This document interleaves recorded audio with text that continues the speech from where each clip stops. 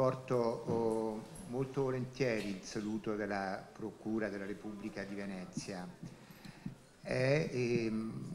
Oltre che molto volentieri, direi anche con molto interesse, perché accennavo prima al vostro Presidente, noi intendiamo avere un rapporto di grandissima vicinanza con gli psicologi.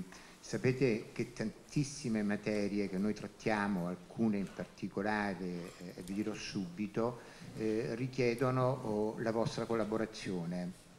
Mi riferisco per esempio a tutti i reati, a tutte le violenze che sono commesse nei confronti dei minori. Sapete, non devo certo dirlo a voi, ma quanto questa materia sia delicata e quanti profili, quanti aspetti ci siano di interesse dello psicologo. Io nei miei tantissimi anni di magistratura ho sempre ritenuto che il campo delle consulenze sia un campo estremamente delicato. È vero, il magistrato è il peritus peritorum, cioè colui il quale non ha nessun vincolo in relazione alle conclusioni che rassegna il consulente, ma dico io che in realtà il consulente finisce con l'avere un ruolo assolutamente decisivo, proprio perché un ruolo è una funzione esclusivamente tecnica, rispetto alla quale il magistrato che sia umile, il magistrato che sappia ben riconoscere i propri confini e i limiti del proprio territorio di azione, rispetto ai quali, dicevo, il magistrato finisce col fare affidamento, proprio perché non ha le medesime capacità tecniche per poter operare delle serie e concrete censure. Quindi se questo è vero, e sicuramente è vero, ve lo dice chi da alcuni decenni fa questo lavoro, allora è importante il momento della scelta, è importante individuare dei consulenti che siano affidabili naturalmente sul piano professionale, ma lo siano anche sul piano morale. Perché in questo campo, in questo settore in particolare, quello della violenza sui minori, quando l'esame del minore deve essere fatto, dice la legge, in modo assistito, cioè assistito dallo psicologo, proprio perché quello è un momento assolutamente decisivo. È un momento decisivo e importante, perché a quel momento possono conseguire degli effetti di assoluta e di estrema rilevanza, dall'imputazione, dalla contestazione di un reato, nei fatti più gravi addirittura all'arresto di quella persona. Allora è importante che quell'interrogatorio si svolga fin dal primo momento, e io ho queste direttive precise, ho dato alla Polizia Giudiziaria della provincia di Venezia, fin dal primo momento con lo psicologo, perché dei ragazzi molto giovani, dei bambini molto giovani, quando dicono o rendono una certa versione e la ripetono 2 o 3 volte, finiscono col convincersi in una situazione psicologica di totale, completa buona fede che sia quella la verità. Quindi anche se hanno detto una bugia, però quella bugia la ripetono, alla seconda, terza volta fanno fatica a distinguere l'immaginario dal reale. Ecco perché io pretenderò nella provincia di Venezia che in questo tipo di indagini la presenza dello psicologo ci sia. Quindi sono qui in qualche modo anche per reclutare degli psicologi. Noi abbiamo bisogno del vostro contributo e del vostro lavoro. Ho trovato una situazione nella quale sono 3 o 4 gli psicologi molto bravi, assolutamente bravi, ma sempre gli stessi. Ecco, io sono anche convinto che questo non sia un buon sistema naturalmente assolutamente al di là delle singole persone. Io credo che ci voglia un criterio di assoluta rotazione. Perché dico questo? Mi nasce anche questo da una convinzione maturata ovviamente nel corso di tanti anni di Procura della Repubblica. Io vengo da Roma, sono stato per circa 20 anni alla Procura della Repubblica di Roma e tra le altre cose ero anche responsabile del pool reati colpa professionale, colpa medica professionale.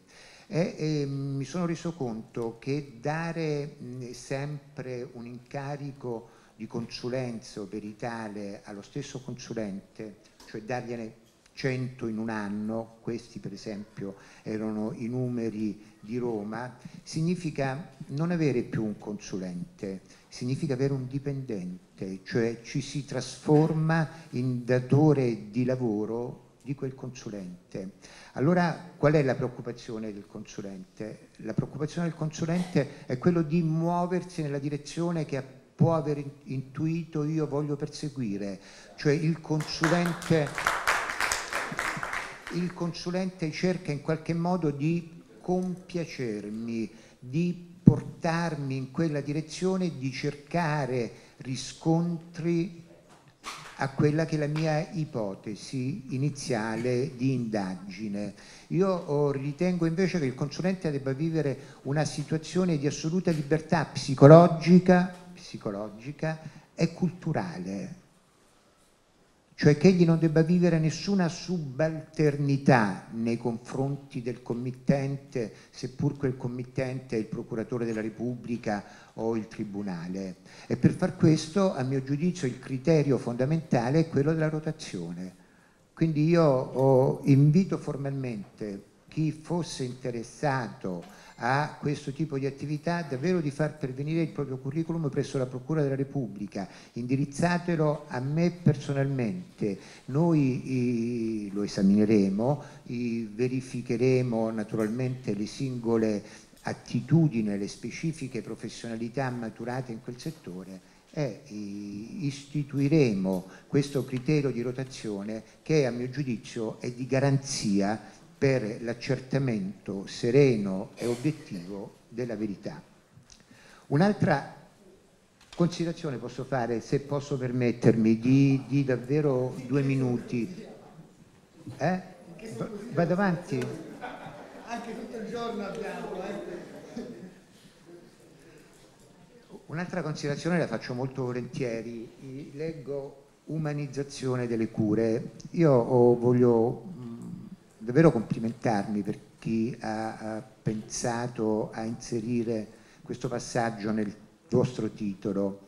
Io devo anche dirvi che prima di venire a Venezia, io sono a Venezia da pochissimi mesi, la trovo sì molto scomoda ma straordinariamente bella, quindi pur venendo da Roma,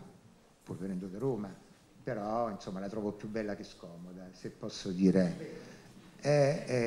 Quindi felice di esserci, onorato di esserci, orgoglioso di esserci.